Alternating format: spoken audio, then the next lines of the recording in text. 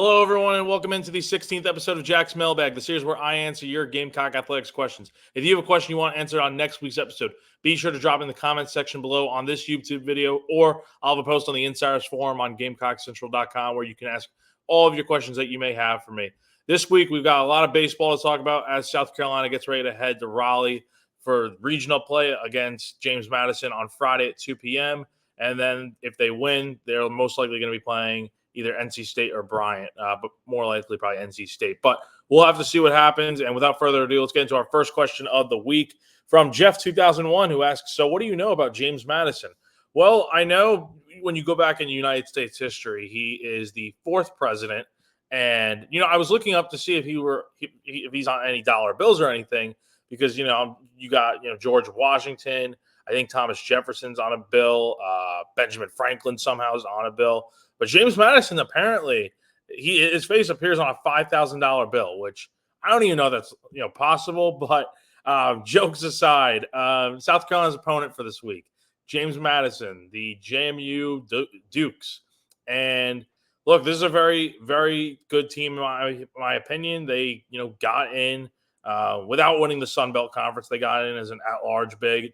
And Bryant was actually the only team from the Raleigh Regional to get in by way of an auto bid, which means winning their conference. But with JMU, they're 34-23 on the year. They're 44th in the RPI, which I think is good enough to get in. Non-conference RPI is 22nd. And the reason the RPI for non-con is higher is because of their strength of schedule in non-conference play. I mean, they started the year out with a 4-game series against Arkansas and took one game in that series. They beat Virginia Tech at home. Trying to think. I mean, they beat East Tennessee State 2 out of 3 games. They beat Niagara, took a game out from Coastal. And then obviously once the Sun Belt kind of got going, they swept App State, swept Georgia Southern, who South Carolina lost to this year. So they got some common opponents in there. But this team, I think, is very, offensive heavy, as is all the teams in this regional and honestly in NCAA tournament play. But for the Dukes, it really starts with Fenwick Trimble, who is their leading hitter. He's hitting .371 on the year and leads them by a wide margin in batting average. OPS is 1.093. He's got 14 bombs, 61 ribbies. I mean, he's their leading hitter by a long shot. And he's a tough guy to get out. I mean, he doesn't strike out a ton, doesn't ground to a ton of double plays. I mean, he walks a good bit. So it all starts with him. Then you got Mike Mancini, who's hitting .326, 11 homers, 44 ribbies. And then you also have Brendan O'Donnell, who's got 16 homers, 44 RBIs, a .314 batting average, and an OPS above 1,000. So they've got 5 guys with an OPS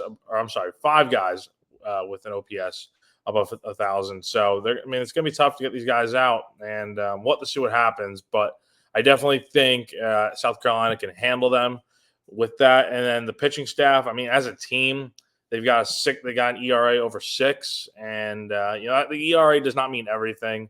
But we'll have to see what happens. I definitely think they have some guys in here. I mean, their best reliever is Hunter Ensminger. I hope I'm pronouncing that right. He's got a 2.97 ERA in 23 appearances, 33 innings, strikes out 23, walks 10. And then they've got Joe Vogesty or Vogesky. I don't even know how to pronounce these names. He's got a 3.14 ERA, 46 strikeouts, 17 walks. So the point is that they have some guys that can definitely get you out of the bullpen. But then again, I do think South Carolina, combined with the offense, the pitching outlook, we'll see. I don't even know who they're going to start on Friday on either side, but we'll learn more later today. And I'm recording this on Wednesday night.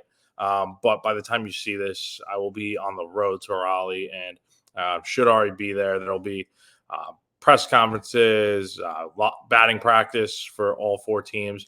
I'll try to get some video and post it to my Twitter and stuff so y'all can see it.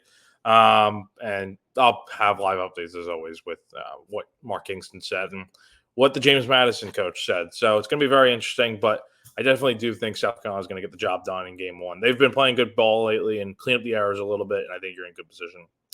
Next question comes from Cox in BTR.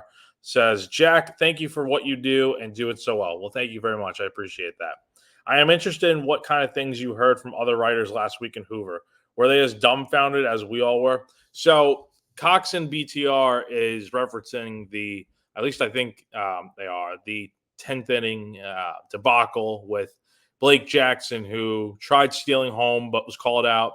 And then later, South Carolina was awarded a run because LSU was called for a balk and catcher's interference. And, I'll try to break it down as quick as I can here. But from the perspective of someone that was at the stadium at the time, just imagine not knowing what's going on at all. There's no announcements, no nothing. The umpires didn't announce a single thing. I only learned what had happened because someone commented on my Twitter kind of explaining that I guess they were watching on TV and they, or whatever the case might be, they were telling me that it was a balk and interference, which I'm like, what? And I was even asking like an LSU writer that I met there this past week, and he was even confused too. Like it's insane. It made no sense. I mean, it makes more sense now that you're thinking about it and stuff and get a little bit of preface on it. But in the moment, you're just left there like, what the hell's going on here? It made absolutely no sense to me at the time. But again, South Carolina got the run. And as they do say, ball don't lie, and LSU won that game fair and square. I mean, the South Carolina shouldn't have even been in that position. Had they not made a bunch of errors in that game, I think we're talking about the Gamecocks picking up a win in both those LSU games, honestly, and potentially going up against Tennessee for an SEC title. But alas, that didn't happen, and South Carolina, beat themselves. It wasn't because of the umpires or anything, which the umpires were working in their favor. And I've seen people say that Blake Jackson didn't step on home plate or anything. I probably have to agree with that, to be honest. I don't understand the call at all. I mean, we had the coordinator of umpires from the SEC come to talk to us after the media, before coaches and players came to speak to the media and press conferences. But it made a little more sense because the guy had the rule book with him. Like, he had the legit rule book. Like, he was whipping up the article and the number and everything. It was crazy. He had that thing ready to go. But it is what it is, and you move on and just hope nothing like that ever happens again. Because I've watched and covered a lot of baseball in my life. It's crazy. I've never seen anything like that. And it's people were comparing it to when South Carolina and LSU were playing in women's basketball, and Camila Cardosa hit that crazy shot, and there was the fight right before and everything. I think those are on about the same level. I think the baseball's crazier though, because LSU had the walk-off home run right after, which that was nuts. But I mean, that whole game was insane. But I don't think it was better than the first game. But we'll have to see. Next question comes from A.T. Williams 35, who asks, who do you think starts at third base on Friday? So I don't know exactly what they're going to do at third base yet, but I can give you a good idea of it. Mark Kingston was talking with the media on Monday after the selection show when South Carolina got announced it would be going to the Raleigh Regional for the NCAA tournament. He was saying that Tyler Causey is going to get some work over at third. And, he hasn't started or played since April 20th. So it's been a while. And, I always thought coming into the year he was going to win a job at either first base or DH and start most of the year. But that hasn't exactly happened. Like, yeah, he got some good work out of the gate and split time with Gavin Cassis over at first. But obviously Gavin kind of took the leap there and has been playing consistently. And now that Gavin is, I'm gonna guess, not gonna play this weekend. We'll have to see what happens. I'm not confirming or saying what's gonna happen. I truly don't know. We'll hopefully get a better answer from Kingston later today in Raleigh when we talk to him. But in my opinion, I think Causey should be the guy that starts at third. I mean, he can play third. He's played first, second. Kingston said he plays third too. I just think he's a better option than Talmadge LeCroy or Lee Ellis right now. And I genuinely don't know who else you're going to run out there.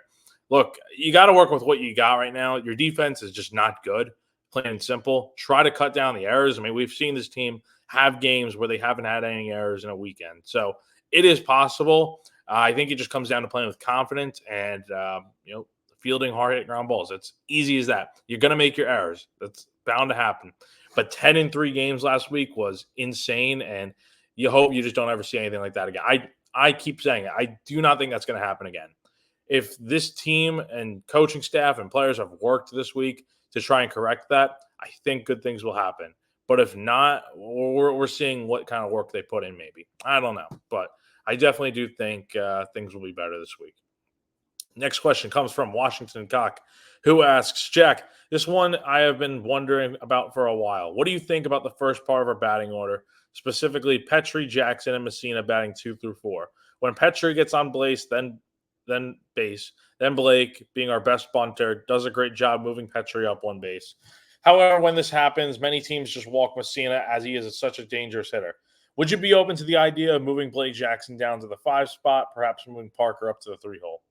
I don't know. Honestly, that's a great question, Washington Cock. I would leave Messina in the 4 hole because typically your cleanup hitter can do a ton of damage, and I think I wouldn't move Petrie. Leave Petrie in the 2 hole. Leave Brenling at the top of the order, and then I don't know. I think Kingston is probably going to stick with the same lineup that he's been rolling with. I mean, why mess it up? I mean, you've been scoring a ton of runs. Teams have been lately walking Cole, but I mean, not a ton. I think if there's a base open, they're going to walk him just because he's such a dangerous hitter. But I mean, at some point, they're going to have to pitch to him. It's just like having to pitch to Charlie Condon or Christian Moore or Jack Caglione. You're just going to have to do it. But I think I wouldn't be opposed to moving Parker Nolan up to the 3 hole. He has been hitting better lately. I will give him that. Maybe move Jackson back. I think he hit like in the 5 or 6 hole earlier this year, and Parker was in that 3 hole. But I definitely like the idea, and I wouldn't be opposed to running it out there. I think it's a good idea. But I would leave Messina in the 4 and Petrie in the 2. But great question. Next question comes from Freebird 2001, who asks, "Is Gavin Cassis done?" No official word, but with the latest updates from Kingston, it is not looking great. I don't expect him to suit up this weekend. Again, we'll get more clarification, hopefully, from Kingston later today during his press conference, speaking to the media at the Raleigh Regional, previewing the tournament. I definitely don't think he's going to play. Maybe for Supers, I'm not sure. Like, I haven't seen him at all. We don't get to media does not get to go to practice. It's not like football where you can go to an open, period or whatever. It's, you just word of mouth or whatever. But since we will be getting to watch batting practice today at Doak Field in Raleigh, where NC State plays, we'll get to see South Carolina hit a little bit, maybe take some infield, and maybe we'll see Gavin work at third a little bit, see what happens. But he did. I think he had a brace on his hand on Monday when we saw him at the selection show. Could be wrong on that, but I think that's what I remember. But we'll have to see what happens. It's just not looking up right now, and you hate to see it because he was actually clicking at the right time, in my opinion. Next question comes from MB Simmons, who asks, "Can Dylan Brewer factor in as we move forward?" Most definitely. He definitely could. Austin Brinling's been doing a great job in center field, and that's why you see him continue to be trotted out there. Kennedy Jones is swinging it a little better. His defense is atrocious, but, he's swinging it, so I think that's why he's in the lineup. I do think Brewer does deserve a chance, but, I mean, where are you going to put him right now? I mean, that's the thing, and he's been coming in as like a late-game defensive replacement and pinch runner lately, especially in the SEC tournament. He actually got an at-bat after the whole debacle in the 10th inning against LSU, and I think he grounded out. But, I mean, he had such a great start to the year, and then he kind of just fell off a cliff. And, once SEC play started, he struggled, and Austin Brinling got his opportunity and took advantage of it. So my point is, I don't think you mess with that right now, but I definitely think Brewer is a great weapon to have as a 4th outfielder. If someone gets hurt or something, God forbid, then I think you're in a great spot and can potentially use him there. But we'll have to see what happens. And our final question comes from Gamecock Bronk, who says, "Hi, Jack, recruiting question. I haven't kept up recently, but I remember having about 3 top 10 guys committed to us for next year. PJ Morlando, Carson Messina, who's Cole's brother. Has there been any update on these guys and if we can expect them on campus or straight to the MLB?" So we won't have any real idea of what the case is going to be until the MLB draft, which I believe is in mid-July, right around the same time as the All-Star game. I don't think that Morlando and Messina are going to come to South Carolina. I also think Cole Messina is going to go to the draft. I think he deserves to go and be picked. But I do think with this draft class, I'm sorry, the recruiting class, it's a great looking class, man. You got Dalton Wentz, KJ Scooby, uh, Bo Hollins, Gavin Brolin. You got some guys in here, Brady Jones. I mean, Zach Russell. It's a very good recruiting class, and there's a ton of other names I'm not mentioning here, but I think whoever does come, it's going to be a very stacked freshman class for next season. And again, it all depends on what happens with the coaching staff after this season. I think I've kept saying it. I think if South Carolina wins the regional this weekend, I think Mark Kingston's job is okay for next year. And that means you'll get all those recruits outside of the obvious ones that would go to the draft. I mean, why would you turn down to be a first round pick potentially or a high, 2-3 round pick? But I definitely think South Carolina is going to have a bunch of good freshmen coming next year, potentially make an impact. That's what we've seen this year with guys like Parker Marlott, Eddie Copper, Jake McCoy, Pitzer. A bunch of those guys are coming in and getting their chance to shine. And I definitely do expect the same next year, especially with the fact that some guys are going to be leaving. I mean, you're not going to have Parker Nolan back next year, probably.